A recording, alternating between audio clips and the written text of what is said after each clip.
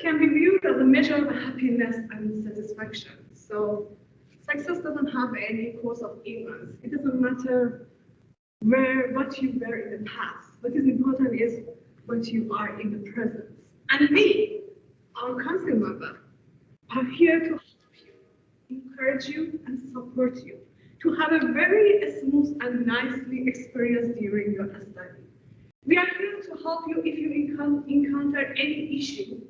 We help you to solve your issue and any problem. We do our best.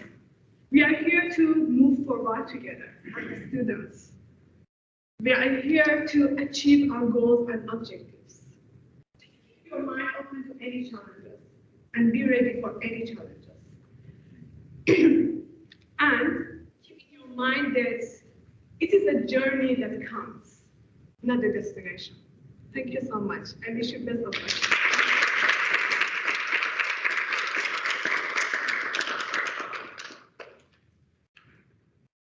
Thank you, Samira, for that touching speech. We'll now move to our second part of the session. Our first speaker is our Deputy Dean, Professor Abimbola Windako. She'll give you more details about postgraduate studies in the EBE. Thank you. Thank you so much. So thank you for the introduction. As she has mentioned, my name is Abimbola Windako. I'm the Deputy Dean in charge of Postgraduate Studies in EBE. And I want to welcome you all to the faculty.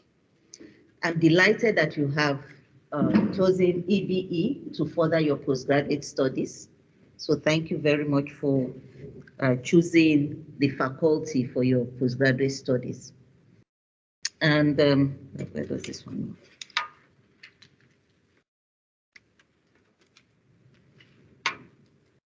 Okay, so just a brief introduction to the faculty. We all know that we are going through unprecedented times now, especially with COVID. Before COVID, we needed to plan for a very different future. And this brought about the VC's Futures think tank and trying to look at solutions to the challenges that we are facing in the world today. And you know these challenges are various. We have the challenge of climate change, which is top there. We also have challenges that we face through the new 4IR digital revolution and so on. So we have those different challenges that we face in the world today. We are experiencing an unprecedented time with COVID, and COVID itself has fast-tracked our processes, and most of you will be researching into new things as you go forward.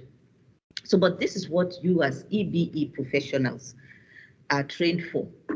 You are trained to find innovative solutions to new challenges. So at EBE, the future is now. We've been brought forward into the future. The faculty has earned an outstanding reputation for its high quality research and the wide range of research specialization. So we have different programs that caters to different needs in trying to find solutions to the challenges. And it's truly a unique environment. At EBE, you find a unique environment, 6 different departments, from the engineering to the built environment. So it's a unique environment where you find yourselves. And we are also trying to look into interdisciplinary research, which Hans, the Deputy Dean for Research, will talk about much later. So the faculty is proud to have more than 58 NRF-rated researchers, which means postgraduate students have the opportunity of working under supervisors that are internationally recognized in what they do. And they are leading international scholars in their field of research. So moving on. So why do we want to do postgraduate studies? To deepen your knowledge through research. I know you all know this. You want to deepen what you know. What don't we know, especially about these new challenges we are facing? Try to understand how things really work, to learn more about yourself and how you can fit into what's good about you, how you can fit into this new universe. You also need to improve your career opportunities. So doing a master's, doing a PhD gives you an extra edge over the next person. So you could also use that to fit into new careers. And then also maybe meet new people and have some fun while doing it. But I had Samira, her experience was not funny at the beginning, but I think she's enjoying it. She's enjoying the experience now. Yeah, so have some fun in the process. So you have a very critical role to play in contributing to the global challenges and to an African university. So UCT is #1 in Africa. You have that role to contribute to the unique challenges that are facing Africa. So it's important as you go through this postgraduate study that you collaborate, engage, you share your knowledge and experience to address these challenges that typically face Africa. More than ever, there's the need for solutions to other issues that I've also mentioned. So that's why PG. So you may also want to ask, how do you, what's postgraduate study? So we have two types that you could do. You could go through coursework and mini dissertation or a full research. So it could be either. So with the coursework, you are required to complete approved course credits towards obtaining the degree. So you do some courses and then you also do the mini dissertation. And some of you will be on the full research program where that particular course will fulfill the requirements for the degree. So it could be either way. And going on to administration, that's the deanry. We have Professor Alison Lewis, who is the dean of the faculty, and she's supported by 4 deputy deans, including Professor Hans Boysen, who is the deputy dean for research and innovation. Professor Kathy Michelle is the deputy dean for undergraduate studies, and Professor Marianne van der Skuren is the deputy dean for transformation and social responsiveness. So I didn't speak about your supervisor. So your supervisor is responsible. I should have spoken about that earlier. So he has a responsibility to provide you with the necessary assistance, just as Samira's supervisor did for her, to ensure that you are successful in your research. At the same time, it's expected that you will commit yourself to completing the research. So that's what is most important, committing. You have to have that commitment to complete the research. And to help us manage that system, we have what we call a memorandum of understanding, which I'm sure most of you must have completed by now. A memorandum of understanding which sets out your expectations and the expectations of the supervisor towards you completing the degree or the research itself. So what do you expect from UCT? What do you expect from your supervisor? You state it in the memorandum of understanding, and the supervisor will also tell you what their commitments are, how regularly they can meet with you, how they will return, they'll give you feedback on completed work and so on. So that's all set out in the MOU. So you have to complete the MOU and sign it off with the supervisor. It's a very important document. You set out the milestones of the activities that you'll be doing. And based on these activities, at the end of the year, you'll be rated whether you have made satisfactory progress or unsatisfactory progress. So it's all based on what you put into that MOU. We'll say if you've made satisfactory progress. So Samira could tell us her experience maybe at the end of a year, what happened in that place. So you should complete the online MOU through your PeopleSoft administration if you've not done so. So these are the postgraduate contacts. So we have academic conveners and also postgraduate admin. So you have the academic. So in architecture planning and geomatics, you have all these academics for the different postgraduate degrees, and then the postgrad admin in the department as well. So for each department, you should be able to find out who is your convener and who you should consult if you have any problems. So I'm sure these slides will be made available to you by the EBE Council. And then in the faculty office, very important, you also know who you should contact if you have any problems. Kanyisa Tivarinje is the postgraduate manager. Carlin is for PhD applicants. Jemily Swartz is for the master's applicants. Lumka Joans is the postgrad administrator. And Gita Valodia is our overall faculty manager. So if you are experiencing any problems, first of all, you could go through your convener. Then if it's the faculty problem, you contact the faculty office. With that, I want to stop here now and thank you for listening.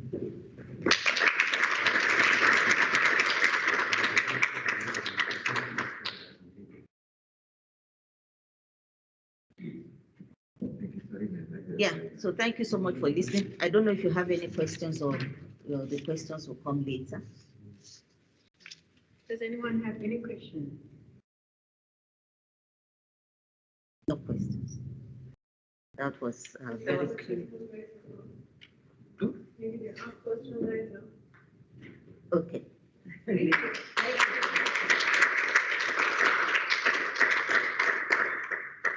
So our next speaker is Professor Hans Boyshausen. Good morning. Let me take my mask off, if you don't mind.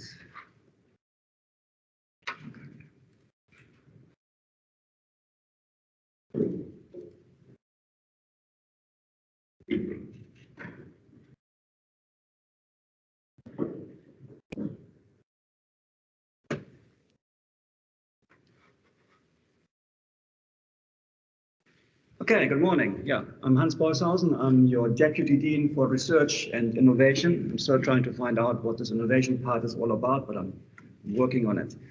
I came here 23 years ago as a master's student, and I never left UCT.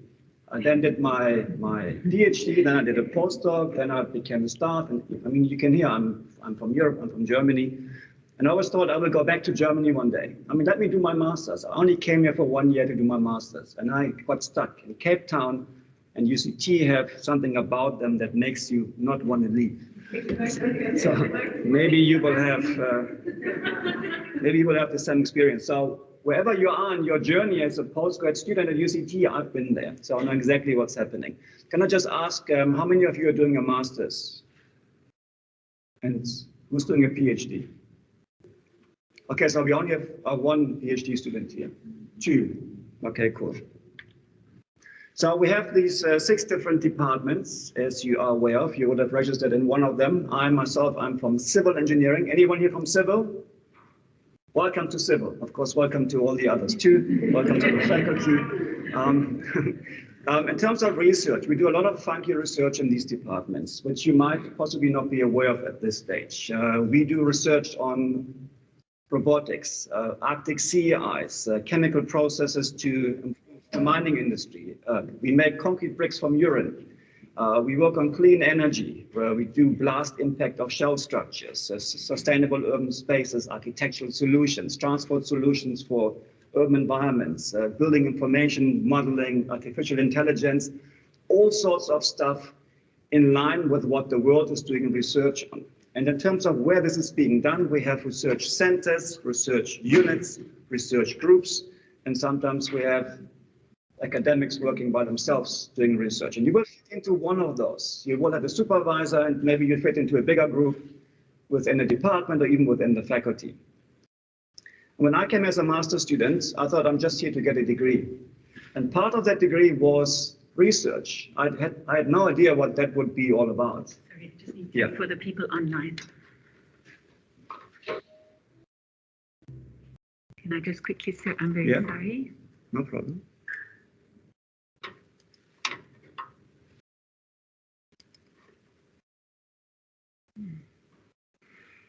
So we need to share your screen here.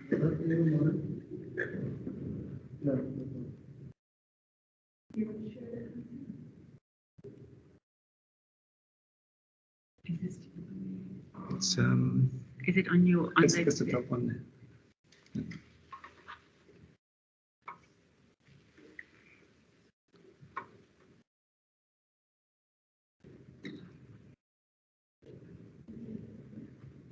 Cool, thank you. Okay. Now I know what I need to do.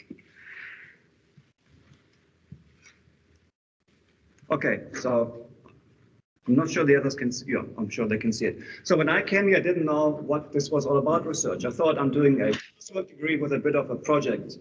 And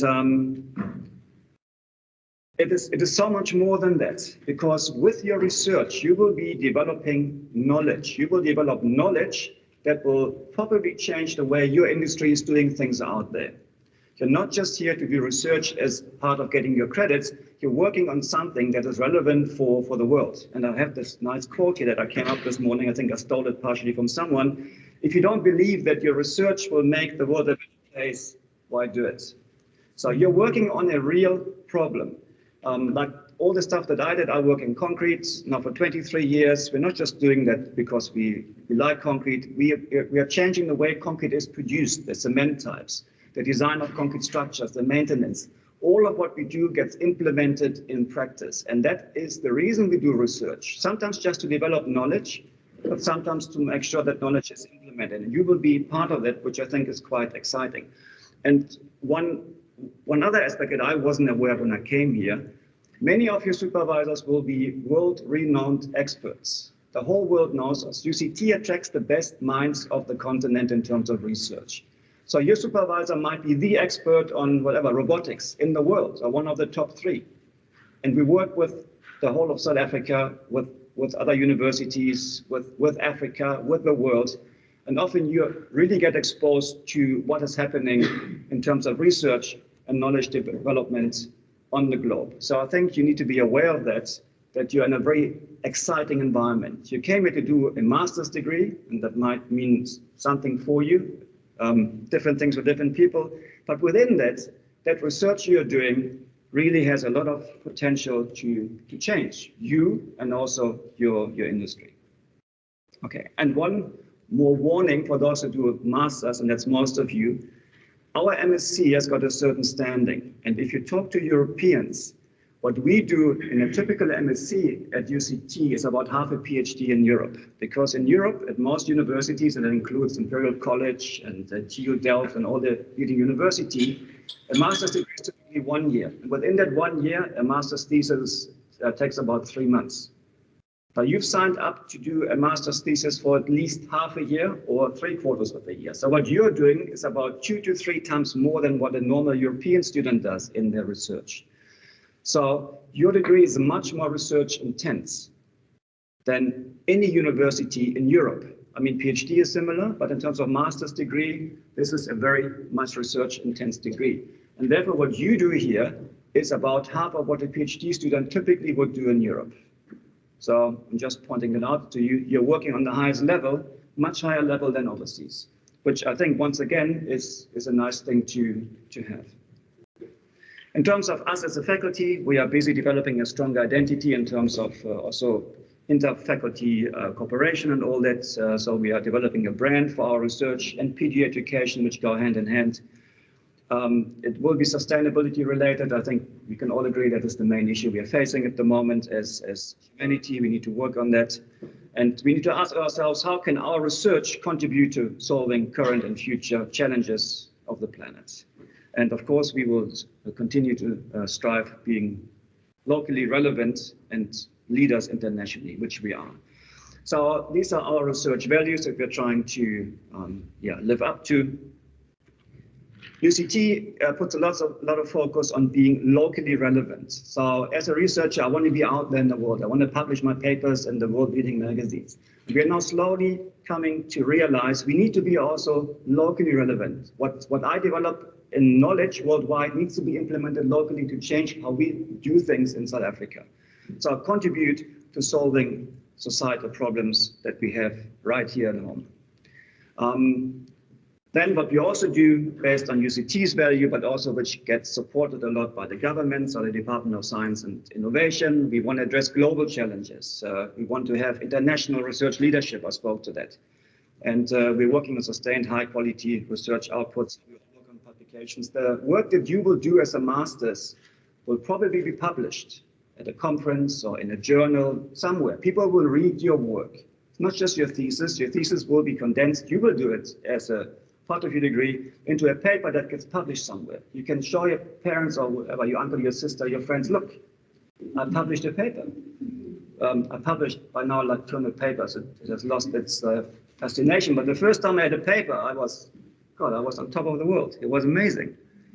So we work on research dissemination, and most importantly for you guys, we use research as a tool to develop people. So you do those courses. In those courses, in coursework, you gain knowledge. Knowledge is great. I've got all my knowledge in books on my bookshelf. If I need that knowledge, I open the book and I say, this is how you do it. What you learn in research is skills, attitude, and all that. You learn how to formulate a problem. You learn a way how to solve the problem. You learn how to use tools, may it be experimental work, analytical work, talking to people to solve a problem, to come up with new knowledge. And also you learn how to communicate. We will make you present in meetings and conferences. You learn how to write a proper argument. So you learn all these skills that make you better in your profession. So in addition to all the knowledge you get from the courses, you get the skills to use that knowledge.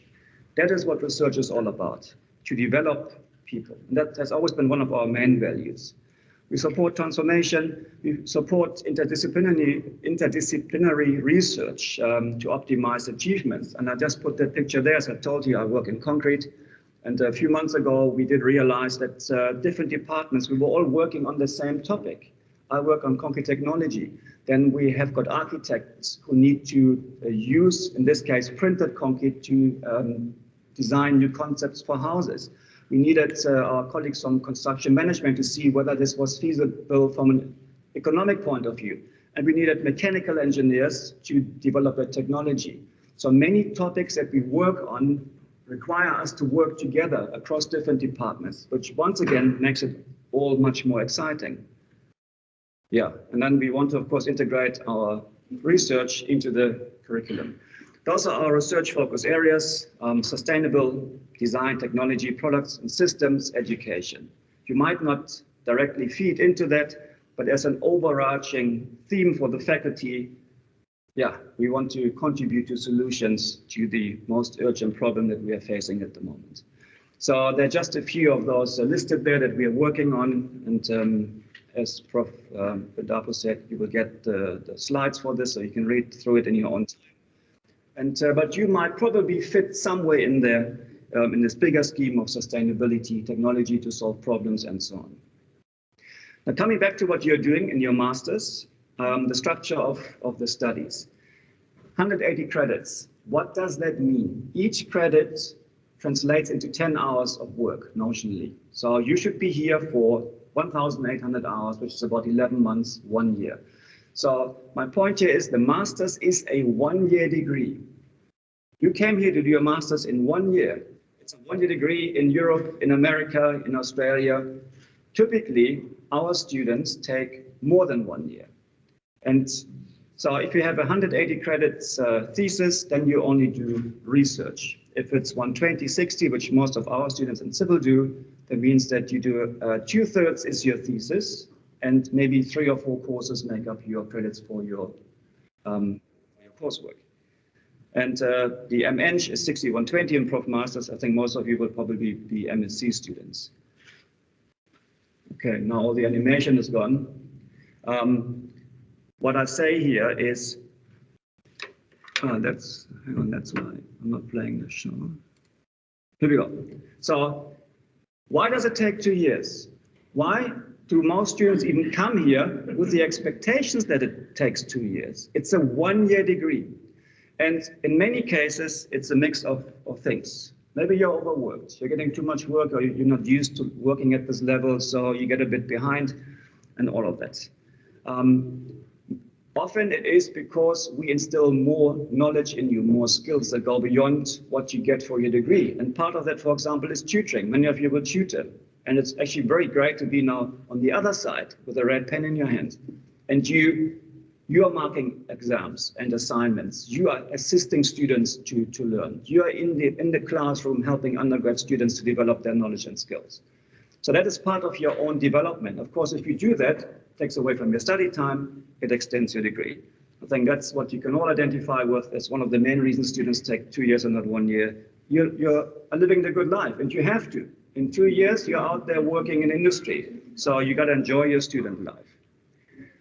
But my point is that you need to make up your mind how long you want to take for your master's. I always ask my master students, do you want to do your master's in 1 year, or do you want to do it in 2 years? And they can choose. And if they want to do it in 1 year, I understand that. You go to Imperial College in London, it's a 1-year degree. Why must you take 2 years at UCT? It's also a 1-year degree. So those who tell me 1 year, I make sure they don't tutor. I make sure they have their topic in place by the 15th of January, and they do nothing but research. And I support them in that to get them out of here within 1 year. And you can ask that of your supervisor. The supervisor must not have a predetermined expectation that you stay here 2 years to help with tutoring, do his or her research, write the papers. You can do that if you want. But I just want you to know it's a 1-year degree. You can make it 2 years. I mean, I think you should. It's great to do it 2 years. But if you want to do it in 1 year, do it. And hold your supervisor responsible. You are the client here. Yeah, you're paying for something, you need to ask to get it. Okay, so just, I think it's my last slide here. Remember, why do a master's?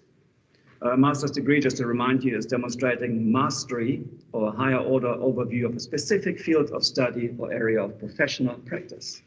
So you will specialize in something, and what you specialize in your research will stay with you for your whole career. Your courses are probably on different subjects, but what you do in your research, that's what you will be a specialist in. And you learn, as I said before, logical thinking, problem solving, all these good things that you wouldn't learn otherwise if you were just doing coursework. You get good job opportunities, future career, think ahead. A master's degree really is the way to go. And maybe you, like me, stay here and do a PhD and become an academic. And just, you all got this yesterday from the Vice Chancellor. And I thought this was a very nice message that came by email yesterday. So I'll put it up here. And 2 things that I take away there for you is, rightfully, it says that you are the future generation of researchers, leaders, and experts. You are not just here to do a degree, you develop knowledge. You become an expert, you will go out and be a leading expert in your industry, in academia, in your field of study. You're not just here to get a piece of paper saying I did my master's. You will contribute to changing the world. And enabling you to complete your degree in good time is a top priority for us. I haven't seen UCT do much to actually put this into place, because at the moment they let each supervisor just diddle along and do with you what they want. You got to take this and say, hang on, I want to be out of here in whenever. And you hold your supervisor liable to make that happen. Okay, that's my advice to you. Thank you very much.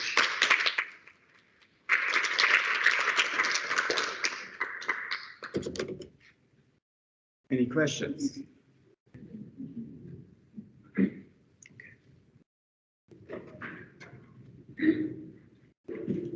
We don't have any questions. And online, do we have any questions? Okay, so if we don't have any questions, maybe we'll have questions at the end. Now we're going to have our next speaker, who is Professor. Wait, you want to change that? Our next speaker is Professor Peter. He is the Director of Postgraduate Studies. Thank you, Maria. Marina. Marina. Yes. Okay, question. I'll stand there in order to be seen online. I To put think, this as well. no, if Okay, you you set stand. it up, Mary, and I'll start the show. All right. Professor Hans, thank you very much for that, shall we say, impassionate plea to get on with our degrees and move on, as they say. That is indeed a very much in the focus of UCT in terms of what we call throughput or time to graduation, time to completion of your degree, because of course, the more students you have on campus in the system, it means you've got a whole pile of students waiting to get in as well. So it's in everybody's interests, obviously, to move through the system. That's not to say we don't recognize the fact that there are students who take longer, there are students who, for whatever reason, and that's potentially where we have developed certain support mechanisms in the university, primarily in the disciplines, in the faculties themselves, but there is a central level as well at which we try and support students, and that's where people like myself come in. And as we wait here, I was appointed as Director of Postgrad Studies, which is an overarching sort of leadership position. But my own background, just so you know, even though I've got an engineering university T-shirt on, which is the only engineering T-shirt I have, my background is in health sciences. But research is research. Postgraduate studies, training, education, it's in a way all the same. Very similar journeys, so on and so forth. I'm going to also slip my mask down if I may. I was tested for COVID over Christmas and I'm negative, so I'm assuming I'm still negative, right? So that's very hard. It's opening up. Very beginning there, We're right? there. So that's great. I can operate it from here, I presume. Yes. So we're all about enhancing our postgraduate experience, our postgraduate education, and that is me. And I want you to also see that I have an office. Let me see, how do we advance here? Let's just go through it. Oh, there we go. Okay. We have I think that's in the previous slide. Okay. If you look there where the arrow is, okay, we are sitting here. If you walk that way down University Avenue to this arrow, you'll get to my office. My office is only myself and a PA and one administrative assistant, because really my reach and my mandate is to work with all across faculties and across the whole university. So that's where I am, but I want you to know that because I do have students who can drop in, as it were, with questions or with particular issues, and we can try and assist. Very often that's pointing you in the right direction. I also want to point out that at the moment, that office is actually shut, but I believe we are moving to a period where we are opening up with more normal face-to-face contact, and we will be back in office, but of course, I'm available on email. So, I just thought to put it in context, and I can one-up Professor Hans. I've been here since 1975 as a student first, and then went through the normal bachelor's, honors, master's, PhD. I got in 1989, and like you, I stayed on. Apart from I had a 2-year postdoc, which was another story in the USA. And that's a very good move, by the way, for anybody who's doing their PhD. In moving on, a postdoc is a very useful position. I'm not going to go through this in the interest of time, other than to say, for your own interest, in the last academic cycle, that's last year basically, there were just over 11,000, close to 11,500 postgraduate students like yourself.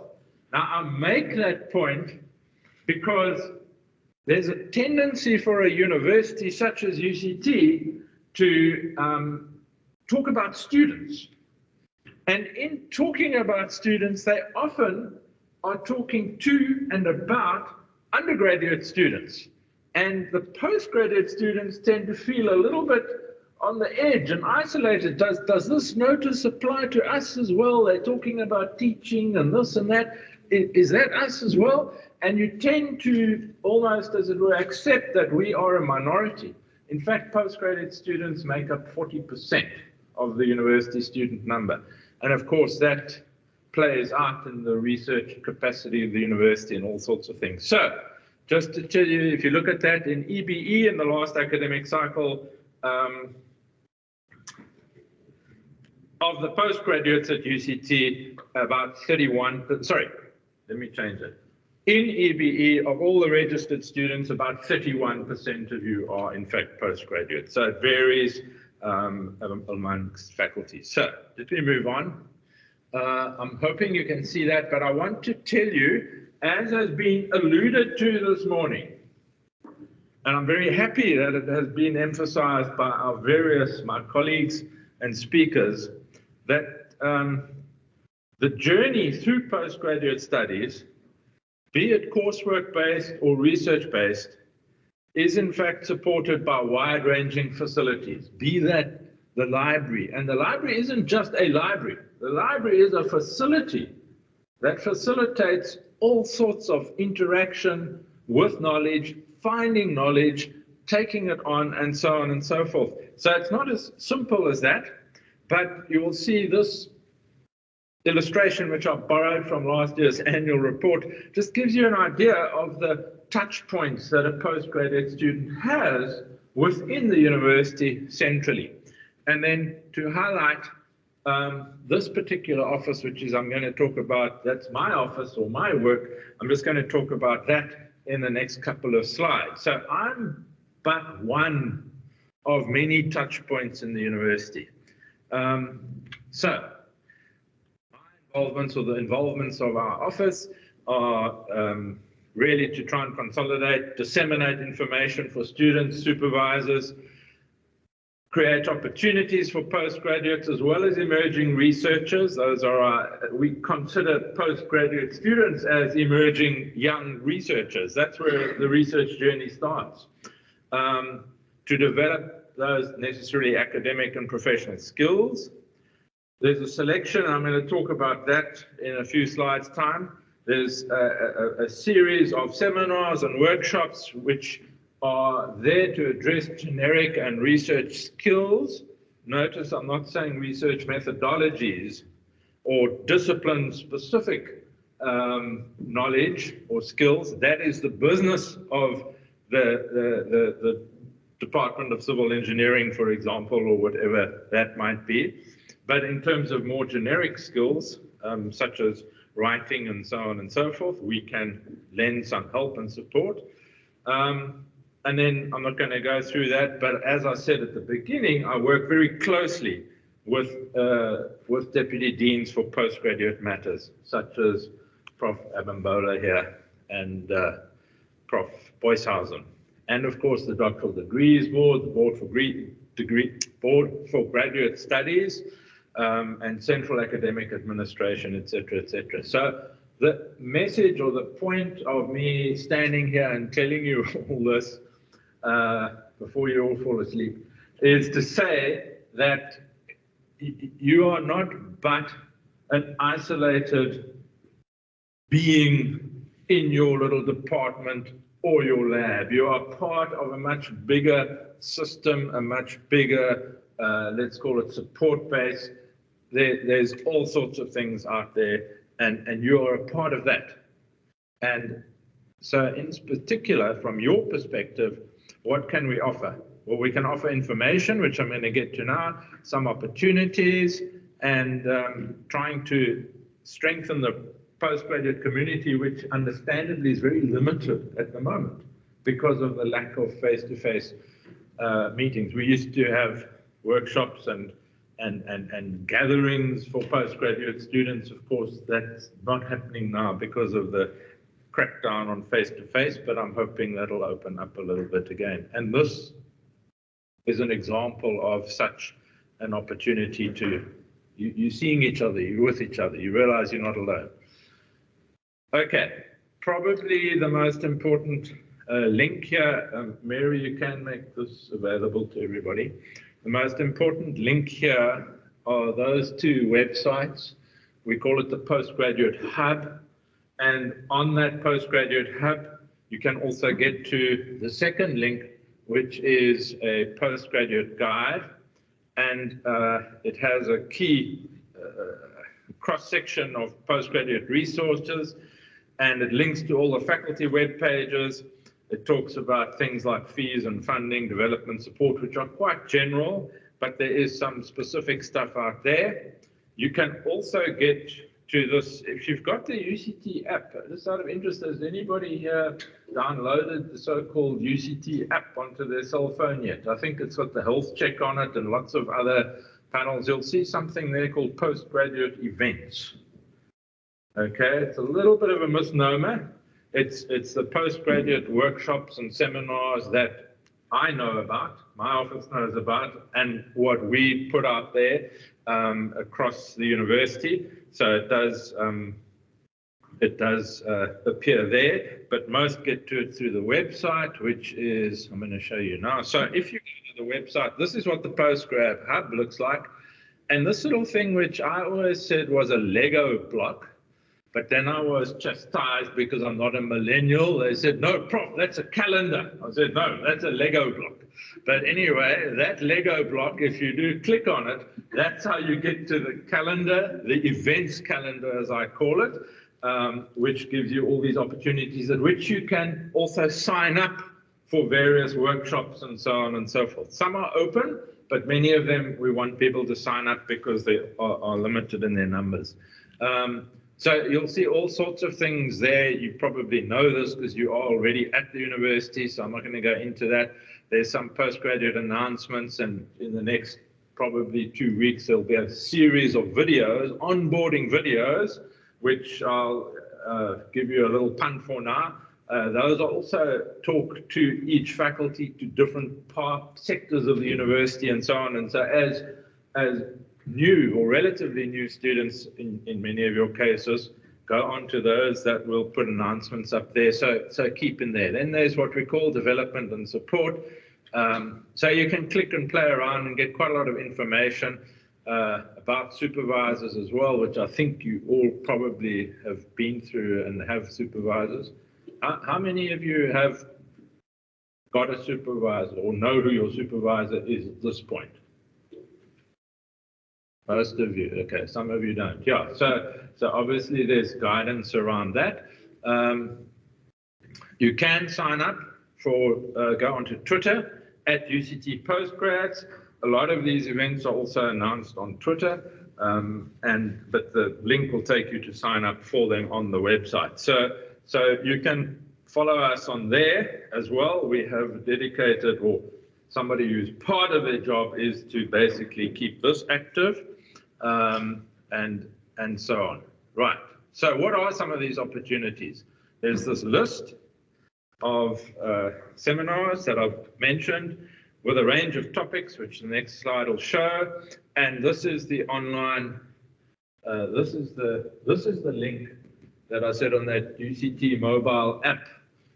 It takes you to that, in fact, and that you can get to from the little Lego block calendar as well. So that's important.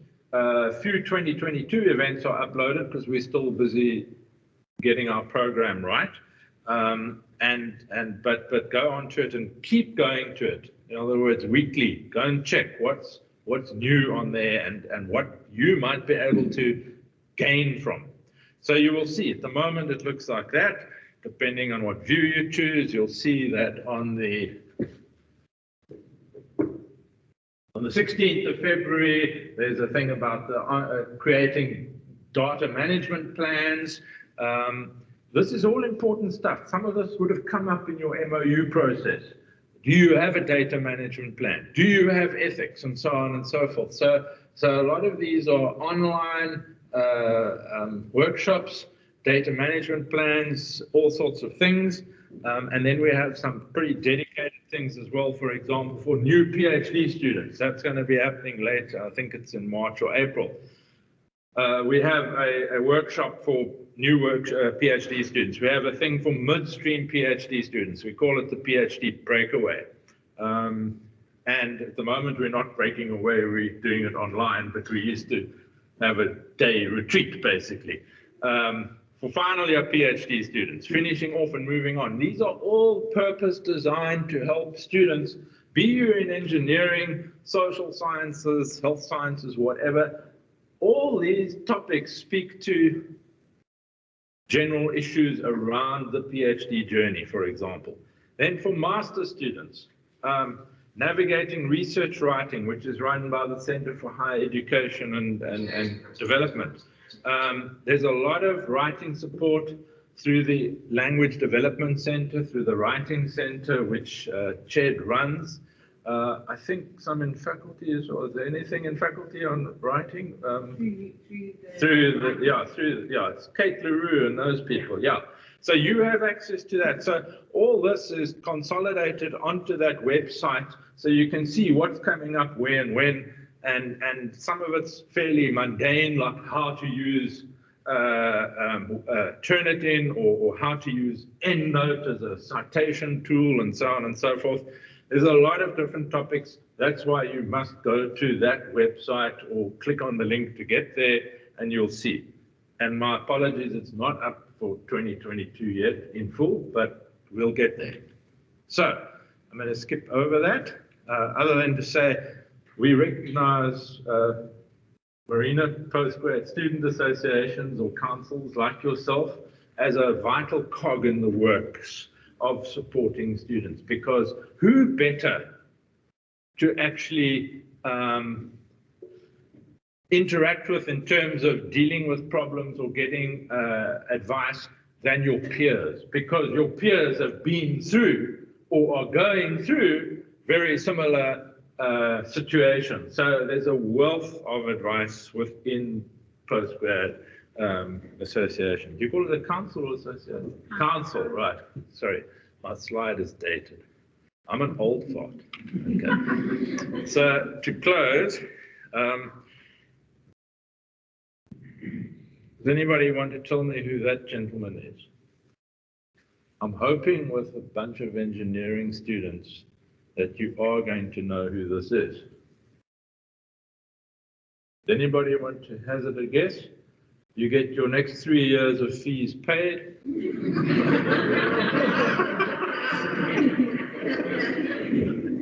Hans, do you know? I won't put you on the spot. Okay, that's our the founder, as it were, or one of the early developers of atomic theory, that is Niels Bohr, Danish physicist. And the reason I put up this slide is because I was walking around Copenhagen buying a t-shirt from the university, and I came across Niels Bohr's grave, and I read up the story, and he's a very famous Nobel laureate. And there's a lovely quote that he has. What is it that we human beings ultimately depend on? He says we depend on our words. It's a very interesting statement.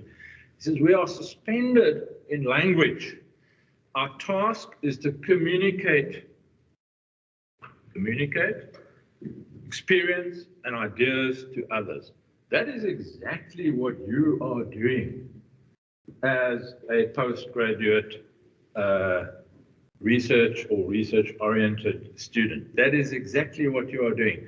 And that is why it's very important to realize that what underpins a lot of our research and a lot of your training, your work is geared towards communicating, be that verbally, be that written, be that in various formats of writing and so on and so forth. So that is a big part of research. I'm hoping Professor Hans will agree with me that that is a big part of it.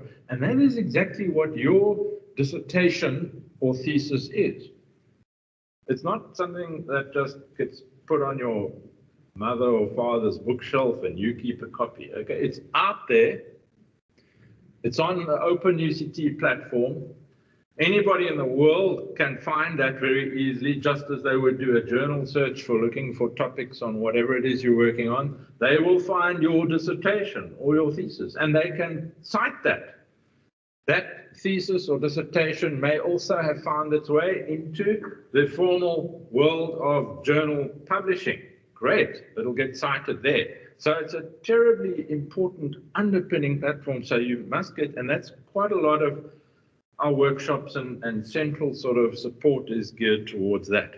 Of course, what I would have liked Niels Bohr to have been saying would be to make the most of your time at UCT as a postgrad, even though we're under COVID-19 conditions, and avail yourself of the support of your colleagues, in other words, your peers, your departments, the staff in those departments, the faculties, the Center for Higher Education and Development, and of course, my office. So that's what I would. Now, if you get these slides, there's a couple more slides here which have got nothing to do with support at UCT, but ask the question, what is a scholar? Because all of you as postgraduate students, as senior students, many of you are in fact wondering, hey, am I a scholar? Am I meant to be a scholar? Oh, that's a heavy term. You know, I used to shy away from it. What is a scholar? And of course, there's various criteria or various aspects and various characteristics that do come up that. And that's what the last three slides are. And I'm not going to go through them now.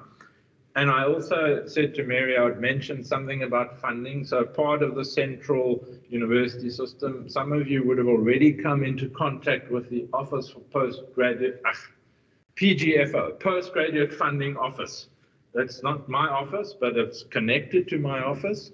And if you have any funding issues, problems, and so on and so forth, of course, contact that office. There are some emails, but I think there are some ways of phoning them online as well. If you have any issues, bring them up sooner than later. That's my take-home message.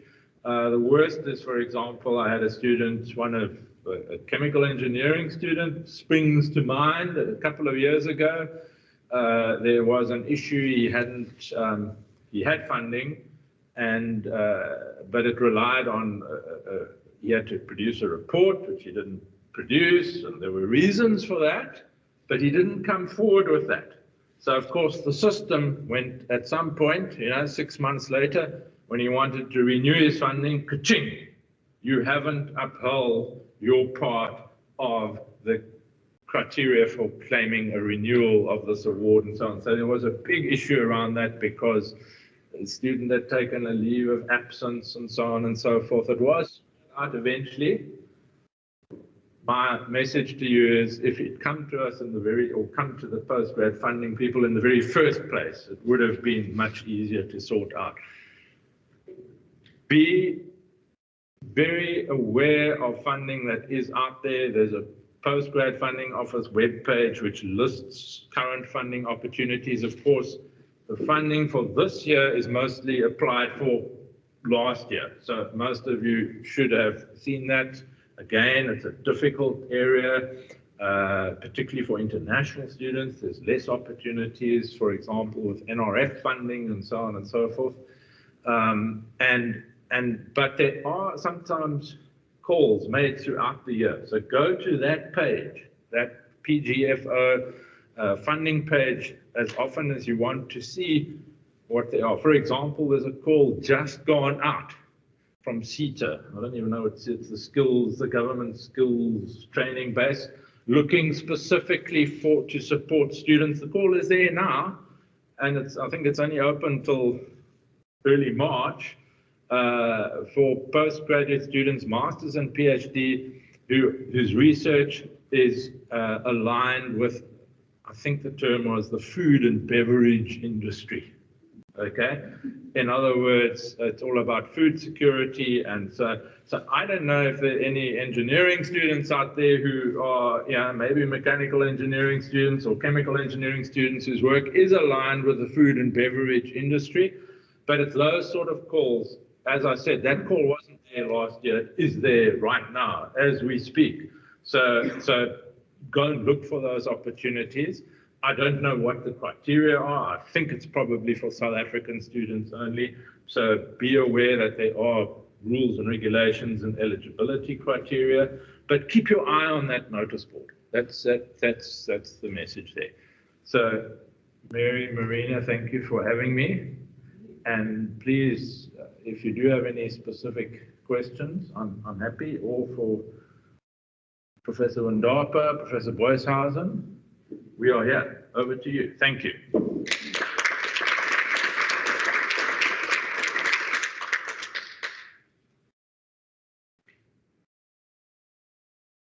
Thank you so much, Professor. So do we have, is there? Oh, there's a question. Yeah. Is there remote connectivity for in-person coursework modules? Is that?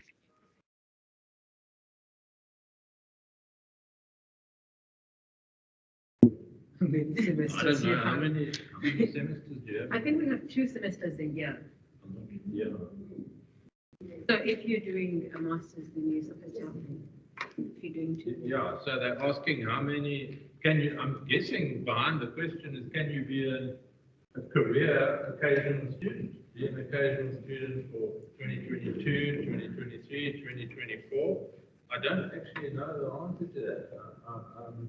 I think you can, because staff members sometimes are registered as an occasional student to do a course. Yeah. And they kind of do a course per year. And eventually it adds up, and they can read the handbooks. The handbook will tell you the answer to that. I think I didn't see the question, but the question is, how many courses you must do a year? The rule is you have to, as a postgrad student, do at least 2 courses a year, and you must pass at least 50% of the courses you do register in order to be able to re-register the next year. The question is, how many semesters do you have at UCT as an occasional researcher? Will you allow the student to access your facilities even when the semester ends? Yeah, any student who is registered is so for the whole year, January till December, and can use the libraries and all of it. Yeah, as long as you're registered, you can use the facilities. The cleverest answer I can give there is go and ask Peter Valodia in the faculty, one of the staff, because that's quite technical, and my understanding is if you're registered as an occasional student, it'll be for the period of the course, which will be either a semester or a whole year course. So that means you would, but it doesn't mean you could come back in 2023. You would have to actually re-register.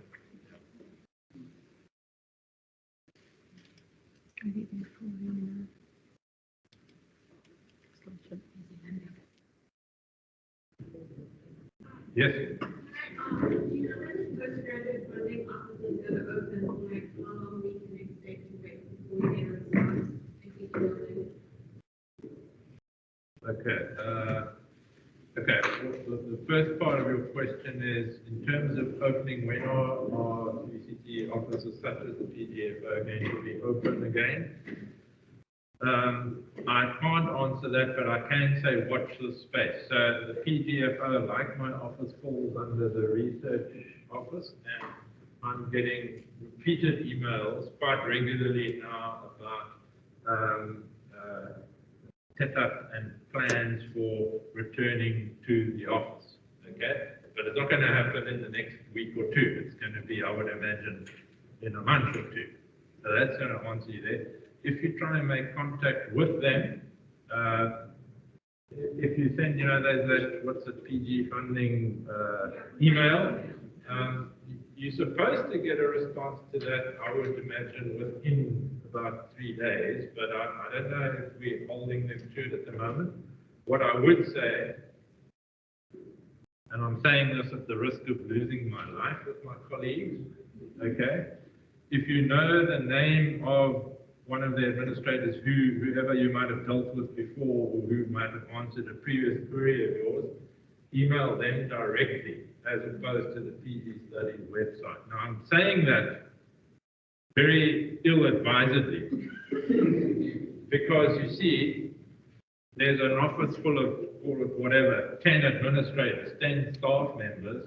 If they all are getting student requests, 5 or 10 times a day, it means they can't actually get on with the processing of the work and the administration and the what needs to be done to, for example, pay students and all that sort of thing. So that's why we use that generic address.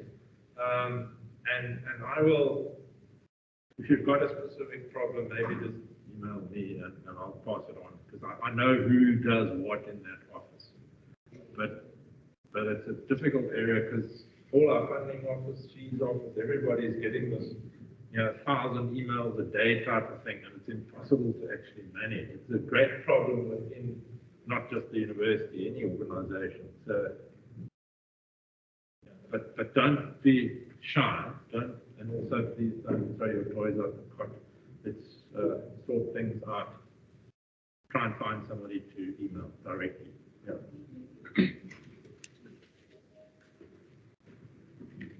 Do you have any more questions on that? No. They're just asking when they ask a question if we can repeat it because they often can't hear it. Okay, thank you. Thank you so much, Professor. Thank you so much for being with us. So now we're going to move to our next speaker, it's Nazima Ahmed, who is a faculty psychologist. So she'll tell you more about mental health and how you can take care of it.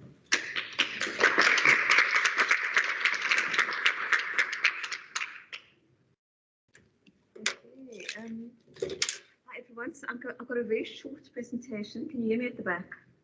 Okay, good. Let me just talk about psychological services at UCT and specifically in EBE. If you are on a medical aid and you've got psychological cover, so many people have medical aid but they only have hospital cover, so you need to check if you've got psychological cover, and you want to see a psychologist and you don't know where to go, just drop me an email and I can give you a list of psychologists that have previously worked with our students and that know the engineering faculty particularly quite well. So that I can offer you kind of a list of students, of psychologists in your area as well. So you tell me which area you're in, if you want to see them face-to-face or online, I can assist with that. And there's something called PMBs, which are prescribed minimum benefits that people don't actually know about.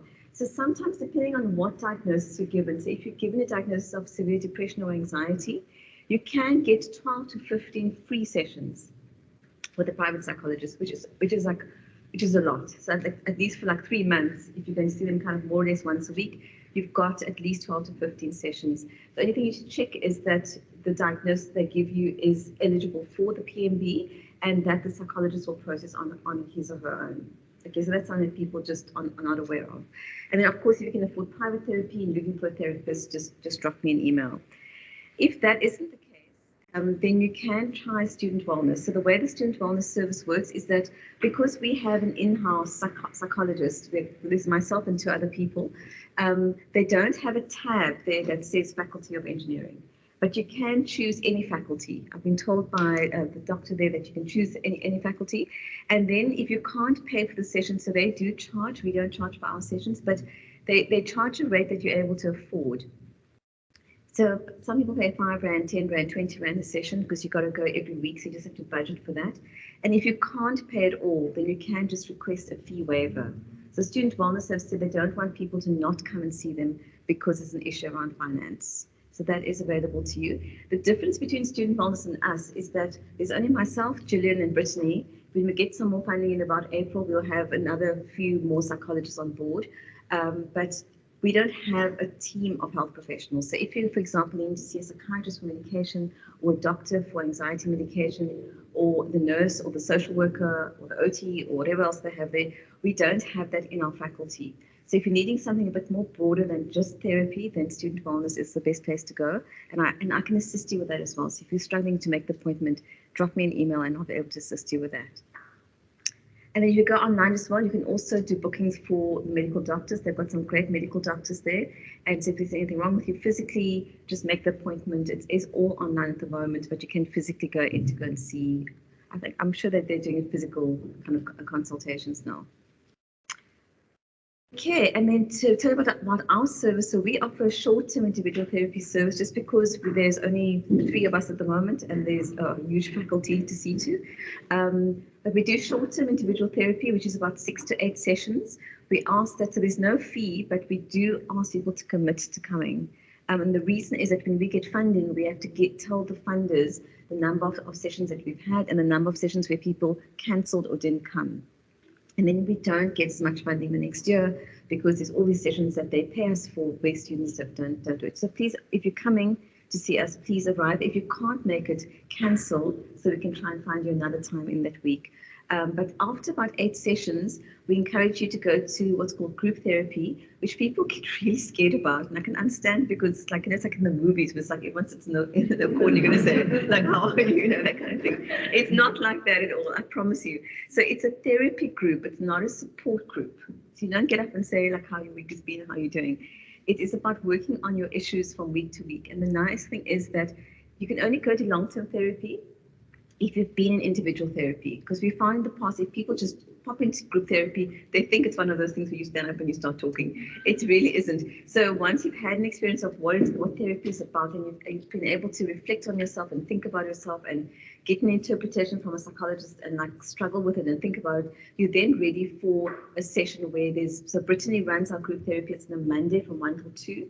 She may be doing one on Tuesday and Wednesday because there's so many people that are now coming to group, but it's a space where you get input from your peers who have all been in the therapeutic process, plus you get the advantage of a clinical psychologist. Sometimes we have 2 psychologists because the group gets so big.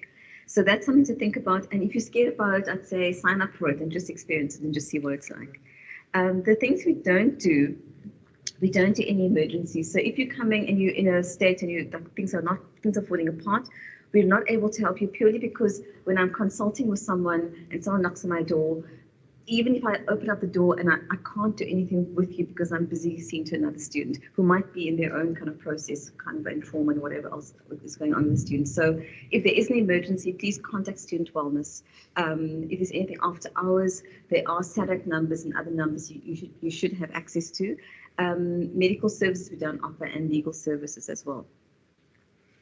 Okay, and the last thing is the disability service. Many people don't know about the disability service, but if you have an existing or pre-existing physical or psychological disability, if you've been at school, if you've got permission to have extra time when you wrote your matric exam or whatever other exam you wrote, then you need to register with the disability service as early as possible. They get really full and really busy, but they often get people saying they need a special venue. They get so anxious they can't actually write in the same venue, or they need some kind of concession. Please, if that is the case, go and see them right now, and you just have to register with them. So you see the psychologist, they register you, and if you then need a concession, they've got you on file. It's a whole long process if you do it kind of last minute.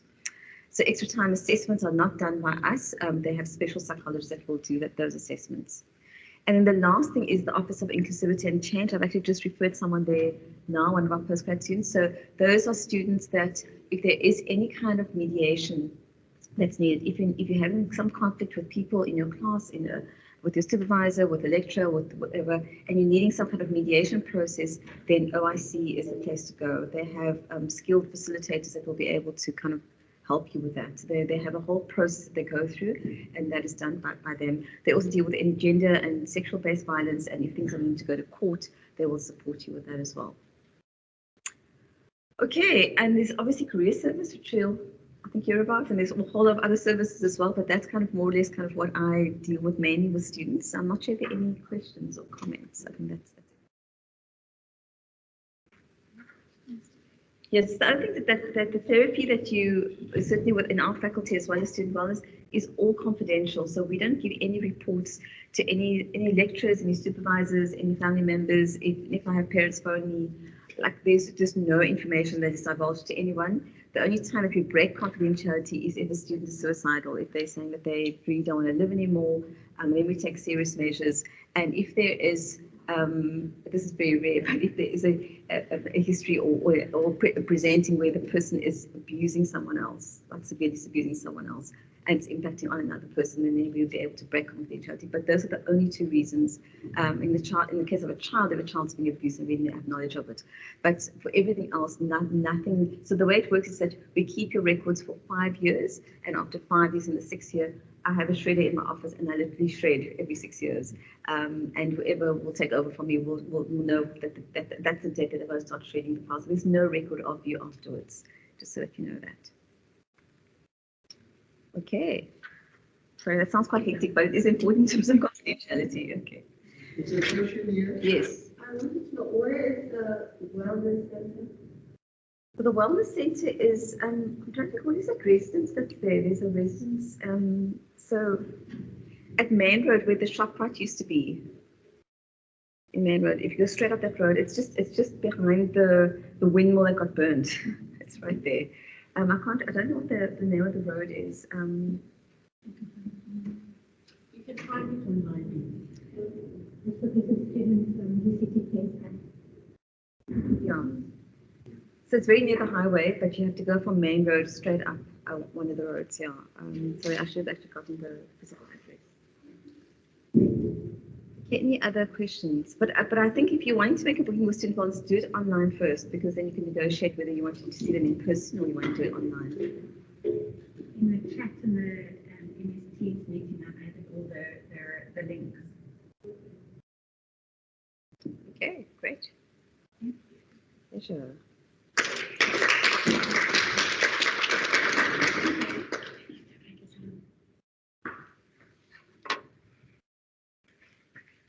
So now we're going to have our last speaker for this session, for this part of the session, who is Sophia Lahadi.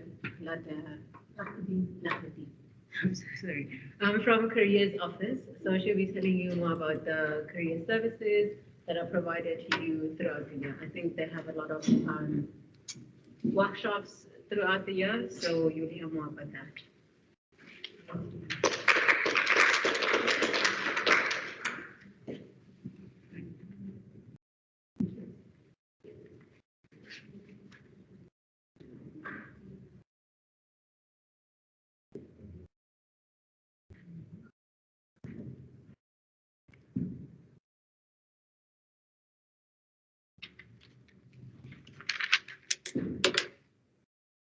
I'm going to take my mask off as well. Hello, everybody.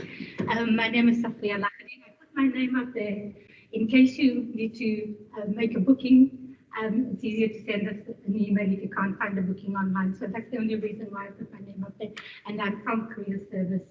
I'm going to show you a very short slide, a video clip that encapsulates or talks very briefly about the services that we provide. And then I'm going to go into a bit more detail. I just want to check that you can hear me at the back. It's all good. Okay.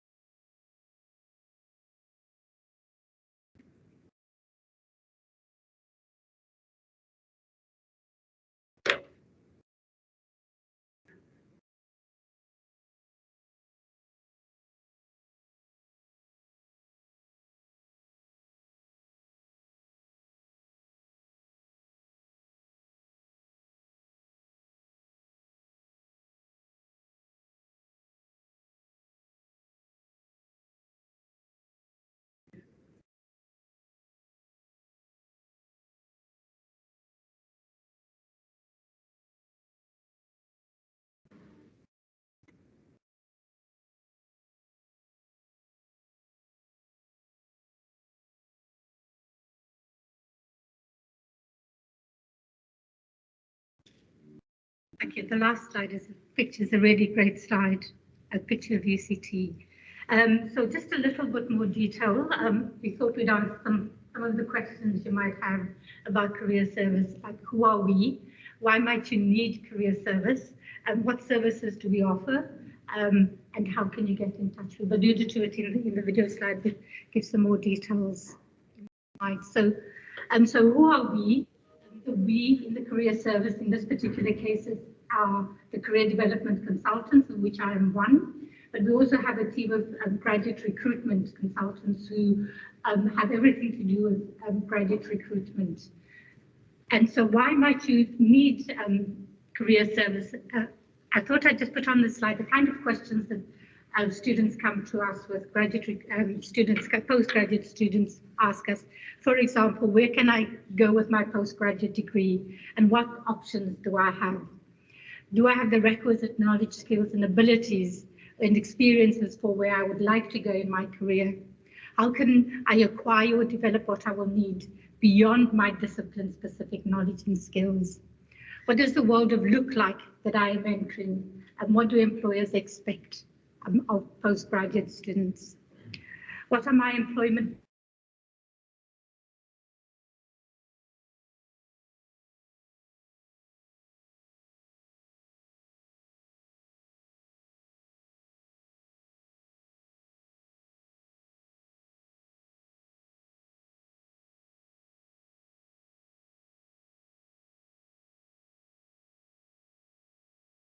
of just undertaking your degree? And many of them are skills that you can take in a number of different directions beyond the traditional ones. How do I apply for a job that I'm interested in? How should my CV and cover look like? What should it contain? How do I present my skills in my CV? Different ways of doing that. And how do I prepare for interviews? There are different interviews, different companies use different interview techniques. It's useful to know what those are. And how do I build my network? Not only how do I build my network to gain access to other UCT alumnus students, but also to find out where they're working, so that you can get inside information about job opportunities. So those are the kind of questions that we are being asked all the time by students, postgraduate students. So what services do we offer?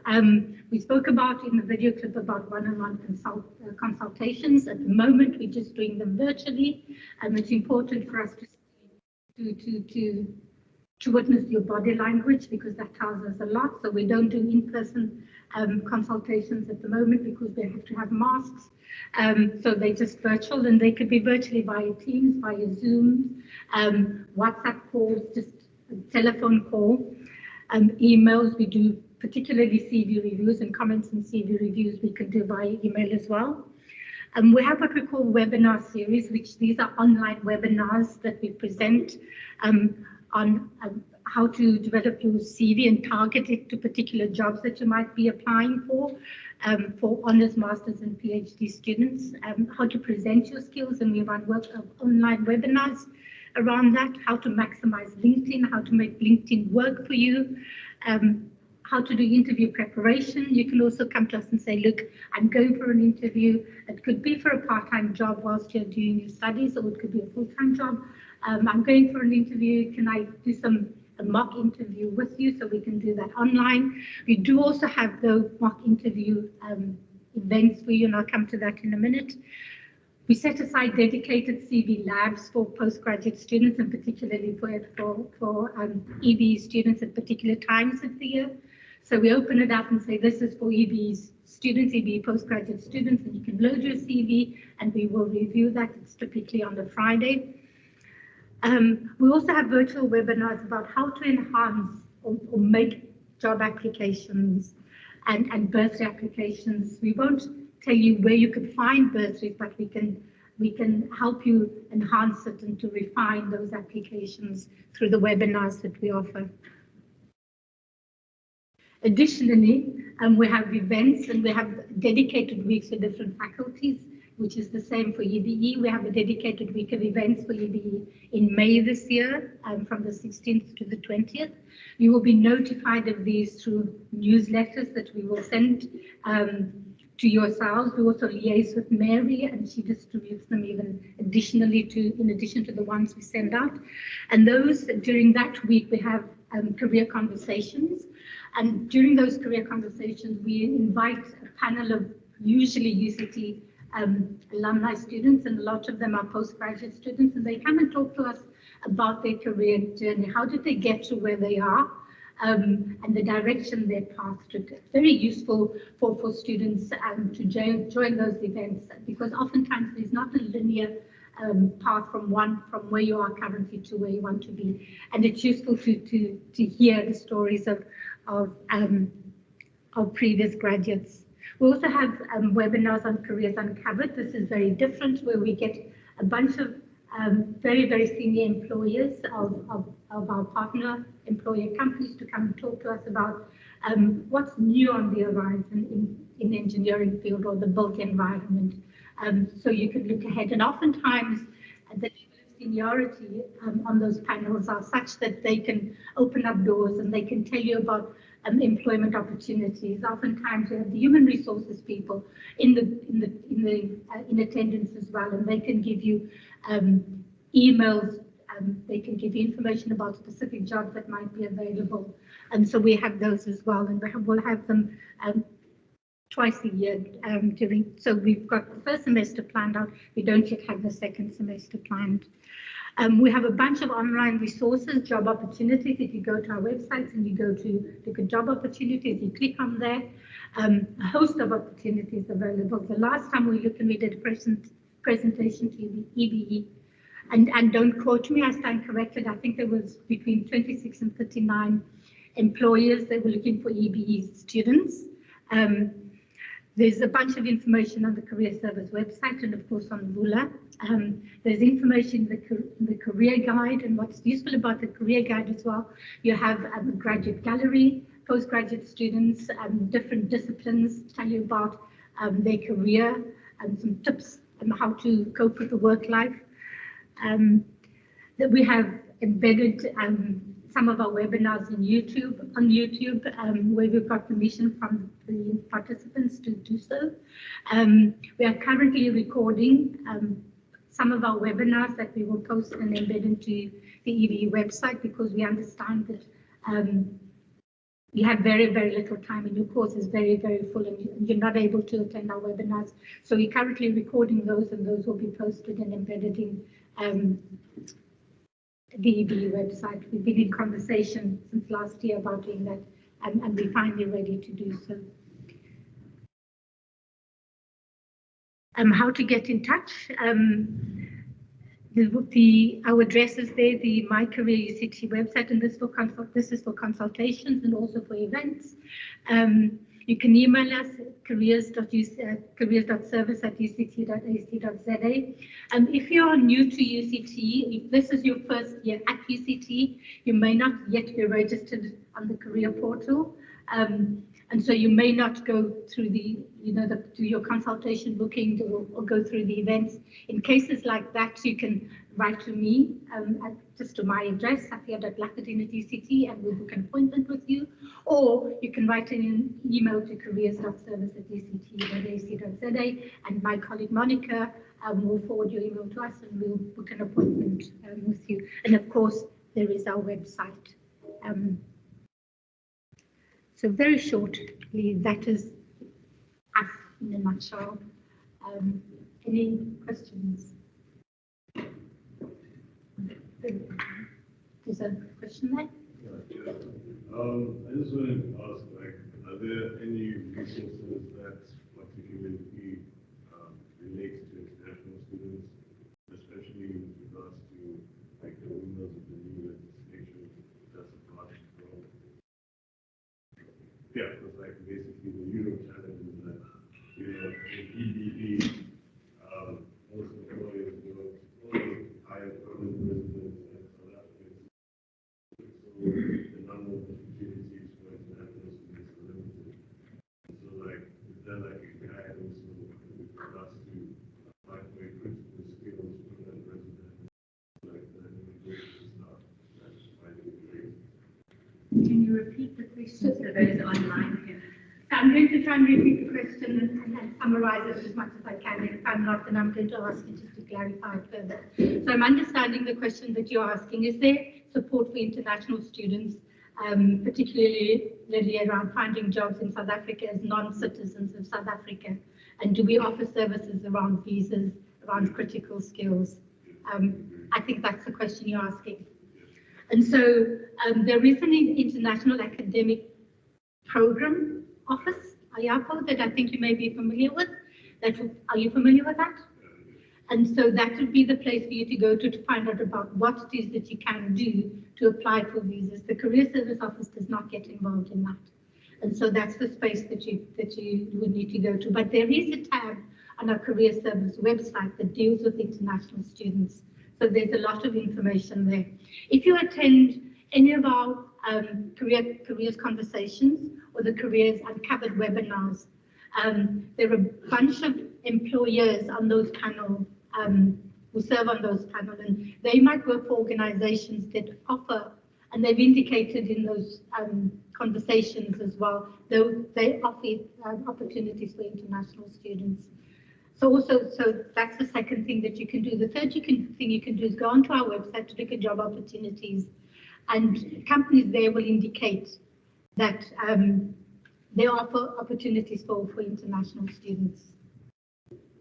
If you want to have a conversation with me, you can send an email to Career Service, or you can write to me as well. But IAPO, in terms of visa applications, that would be the place to go. We don't become involved, and I don't think UCT becomes involved, but there would be resources that you can access that will give you information on how to do so. Did that answer your question? Because I think you have to have graduated and have your degree in order to apply for the scarce skills. So usually you left UCT when you start applying. So, but as she said, so the visas are ready, your study and permit visas, but I'm sure they'll have information and where you get the forms and all that. And also you can contact, because you can contact me, Mary Hilton, because I also have students who've done the process, so they can give you advice and tell you how they did it and where you need to go. Cool. That's great. Thanks. Do you have any more questions? Questions online, no? Thank you, everybody.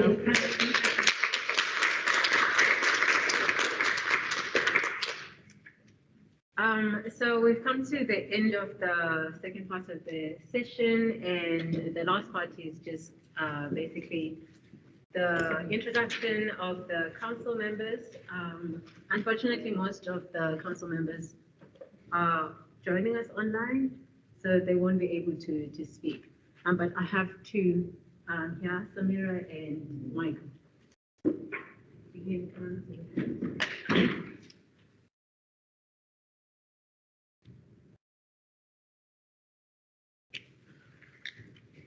Yeah, well, I've already introduced Three myself. of us here. I have already given a speech. I would like to introduce Mike as a regional chairperson in the council. Hi guys. Are you sleeping or are you awake? Are you already asleep? No, we don't have any presentation. I don't have any presentation. Oh, mother too. If you like, I can just go first and just introduce myself. Well, I've already introduced myself. My name is Marina. I can just pick up my mask for a second. This is me. Maybe you'll see me on campus now and again. But if you have any academic related questions or issues, you can email me. My role as the academic chair is not necessarily to solve your issues. It's just to direct you to the right path, I guess, and to sort of direct you to relevant people that you need to contact. So if you have any questions or you have any problems with your supervisors or with your course content, you can email me or any of our council members. Well, thank you, Maria. Right, on my side, guys, my name is Michael Mukubali, for those who don't know me. So I'm actually the transformation chairperson for EBE. council. So you will understand that, I don't know if I should go deeper, but just a little bit of introduction. Yeah, so basically, you know, transformation cuts across a lot of areas. And transformation is one of the critical aspects in whether it's academically or our lives. So basically my role is to support you guys in a way that we have to bring new ideas on how do we transform the faculty. Transformation is very important to all of us here, because we are all here to transform either ourselves, either the country, either the society at large. So if there's no transformation, anything will not be achieved. That is why you see today the president is talking on the SONA, State of the Nation address. He's touching on those key aspects of transformation that need to happen, but on the larger country. But now, that's where we come in. EBE, Engineering, Built Environment students.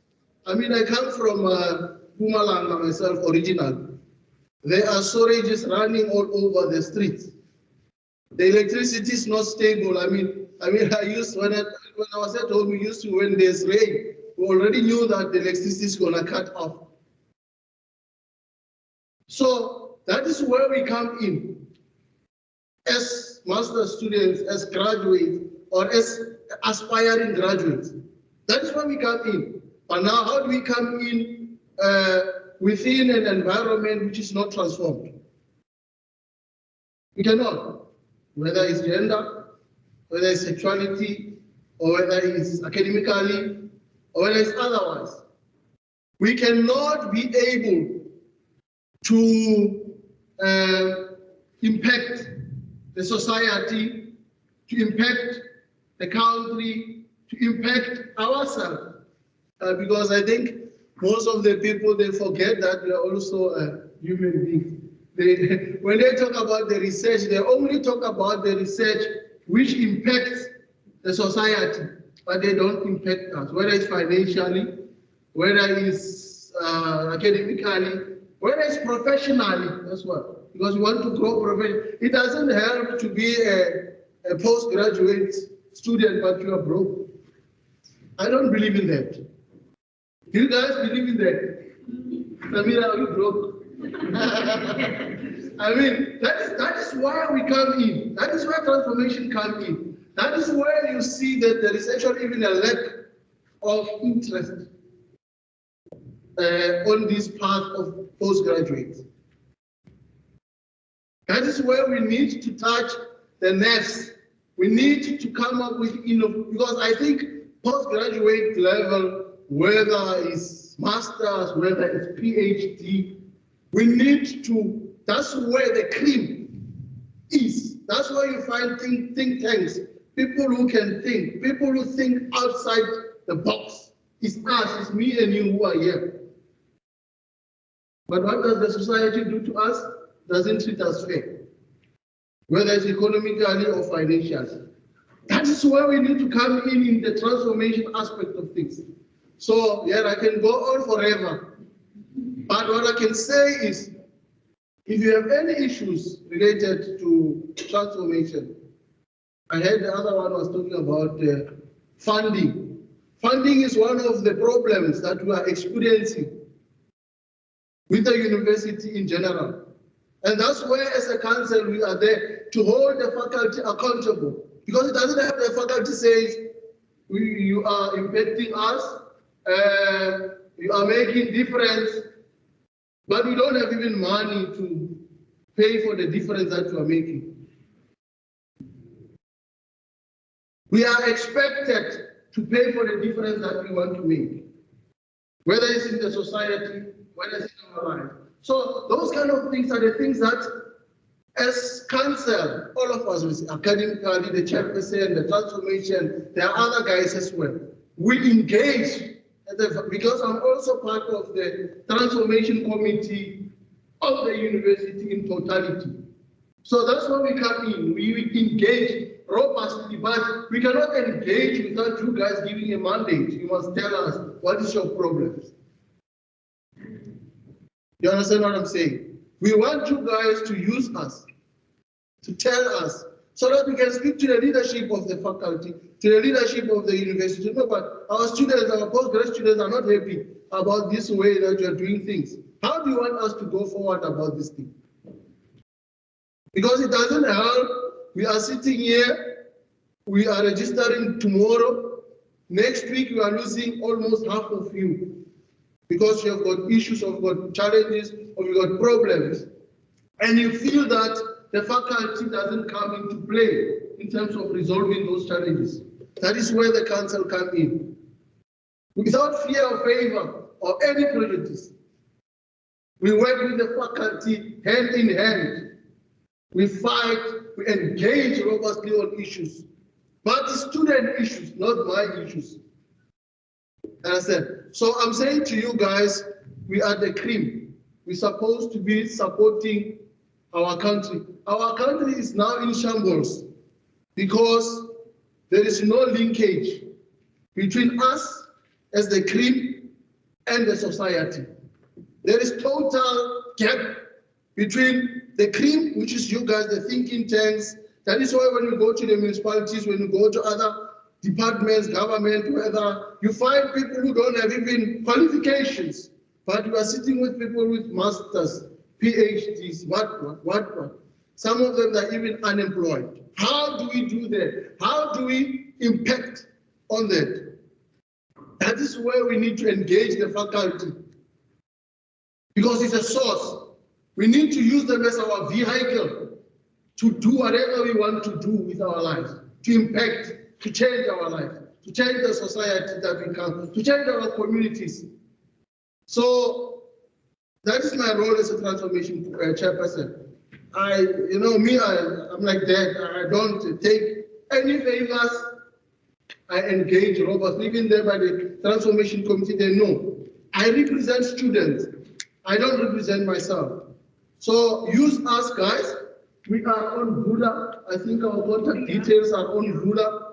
Morina, we will have our own blog on the website, and the student can find. You can find us. Soon.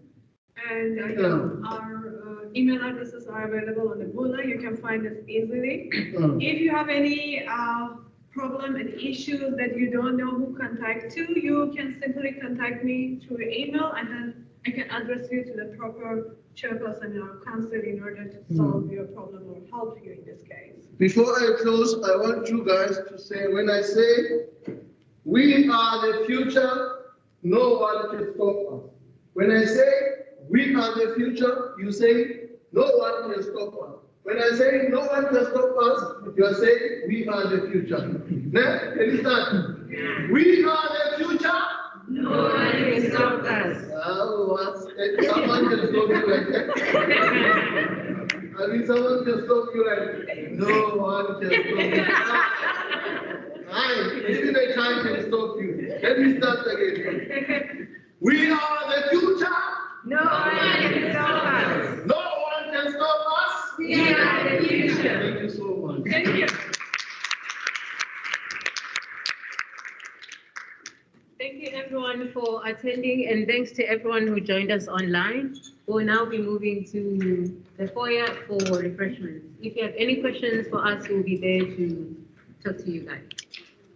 Thank you. Thank you. Thank you. Bye-bye.